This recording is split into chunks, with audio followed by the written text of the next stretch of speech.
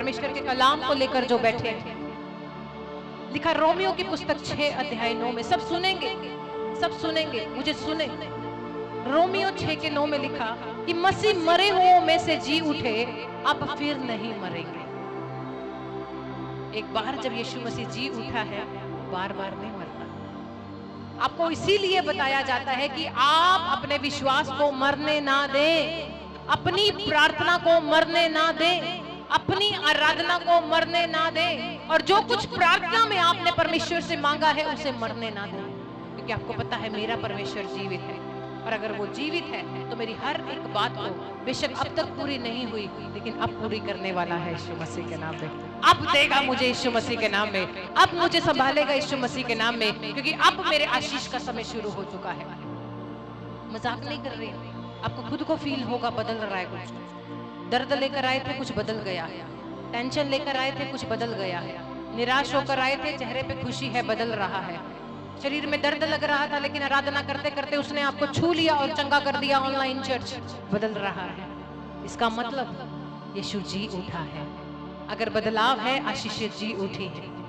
किडनियां मर गई थी, खराब हो गई थी, अब जी उठेंगी यीशु मसीह के नाम में। हार्ट खराब हो गया था, ब्लॉकेज हो गई थी, कह रहे मर जाएगा, लेकिन फिर से जी उठा है यीशु मसीह के नाम में। परमेश्वर के साथ जा, जैसा तेरा विश्वास वैसा तेरे लिए हो जाए। आज क्या विश्वास लेकर आए आप? क्या विश्वास उस परमेश्वर को दिखा रहे हैं कि प्रभु कुछ मिले ना मिले मैं बना रहूंगा, चंगा हो या ना हो मैं बना रहूंगा। मैं अपना विश्वास कभी खत्म नहीं करूंगा, अपनी प्रार्थनाएं कभी खत्म नहीं करूंगा। अपने बच्चों को, आने वाली पीढ़ियों को तेरे बारे में बताऊंगा कि तू मेरे अपराधों के लिए मारा गया, गाड़ा गया, क्रूसित हुआ और फिर तू जिंदा हो गया। आपको चुना है, आप परमेश्वर के फल हैं। अगले फलों को तैयार करो।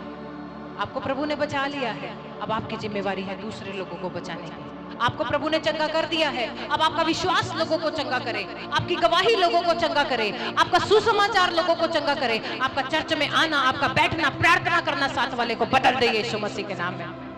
पास्टर नहीं बदलता, जो चेयर पर बैठा है उसे देखकर साथ वाला बदलेगा यीशु मसीह के नाम में। आपकी तालियों को देखकर जिसके हाथ नहीं भी चल रहे, उसके चलेंगे यीशु मसीह के नाम में।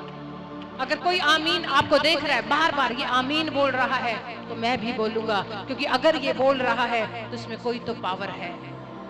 तुम्हारा बैठना ऐसा हो चर्च में कि तुम स्वर्गदूत जैसे लगो। तुम्हारा बैठना ऐसा लगे कि तुम एक राजा के बेटे बेटियां। कभी भी मायूस होकर ना बैठो, तुम्हारा चेहरा हंसता हुआ हो। प्रभु तू साथ है, तू मेरे साथ है, चर्च में मेरे साथ, चेयर में मेरे साथ है, मेरी तालियों में मेरे साथ है, मेरी आराधना में मेरे साथ है, मेरे आमीन में मेरे साथ है, मेरे हालेलुया में मेरे साथ है। मैं विश्वास करता तू यहाँ मौजूद है यीशु मसीह के नाम में। आपके शब्द आपको बदल देंगे यीशु मसीह के नाम में। क्या बोल रहे हो, सब बदल जाएगा यीशु मसीह के नाम में। क्या मांग रहे हो, प्रभु को पता है। अच्छा मांगोगे अच्छा मिलेगा, बुरा मांगोगे, प्रभु किसी का बुरा नहीं करता। बोलते जा प्रभु तुझे मार देगा, ये कर देगा, प्रभु कभी भी नहीं करेगा, क्योंकि वो जगत से प्रेम करता है। बाइबल में ये नहीं लिखा वो क्रिश्चियनों से प्रेम करता है, गलत फहमी। उसने जगत से ऐसा प्रेम किया कि अपना इकलौता पुत्र दे दिया। आप मानो या ना मानो तो भी वो आपको प्रेम करता है। आप जो लोग नहीं भी जानते, जानते सारे हैं, लेकिन कहते हम क्यों माने, लेकिन उसे भी मेरा परमेश्वर प्रेम करता है। आपके खेत में और उसके खेत में बराबर धूप देता है, बराबर बारिश देता है। तो मनुष्य क्यों एक दूसरे को प्रेम नहीं दे सकता? मनुष्य क्यों एक दूसरे को विश्वास नहीं दे सकता? मनुष्य क्यों एक दूसरे के लिए खड़ा नहीं हो सकता? वो दूसरे चर्च का है, वो दूसरे चर्च का है, हमारा पास्टर और है, उसका पास्टर और है। क्यों? यीशु तो सबके लिए मारा गया, तो हम सबके लिए क्यों नहीं खड़े हो सकते? हम सबके लिए प्रार्थना क्यों नहीं कर सकते? वो दूसरे चर्च का है, मैं उसके लिए प्रार्थना नहीं करूंगा। वो उसके चर्च में जाता है, मैं उसके लिए प्रार्थना क्यों करूं? अरे भाई तुझे करने की जरूरत नहीं है, करने वाला वो है। उसका हाथ पहले ही अपने बच्चों के ऊपर है। आदमी सोचता है मैं करूंगा तब होगा। जब आप रात को सो जाते हैं, आपको नहीं पता मनुष्य आधा मर जाता है। अगर वो ना उठाए, सोए रह जाओगे। इतनी सी सांस आपकी रोक दे, एक वेन आपकी रोक दे, आप हिल नहीं सकते।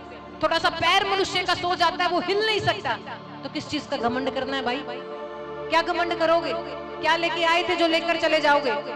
खुदा आया है और खुदा को ही लेकर जाना साथ में यीशु मसीह के नाम में। किसी के घर जाओ, परमेश्वर को साथ लेकर जाओ। नौकरी पे जाओ, परमेश्वर को साथ लेकर जाओ। कोर्ट केस में जाओ, परमेश्वर को साथ लेकर जाओ। घर में झगड़े हैं, खुदा को बोलो प्रभु तू शांति दे, बदल दे मेरे घर के नेचर को, बदल दे मेरे घर के माहौल को, बदल दे मेरी पत्नी को, बदल दे मेरे पति को, क्योंकि मैं जानता हूं तू मेरी सुनता है। तुम्हें पता ही नहीं तुम्हारा पिता तुम्हारी सुनता है। तुम सोचते सिर्फ पास्टर की सुनता है, गलत फहमी है, तुम्हारी सुनता है।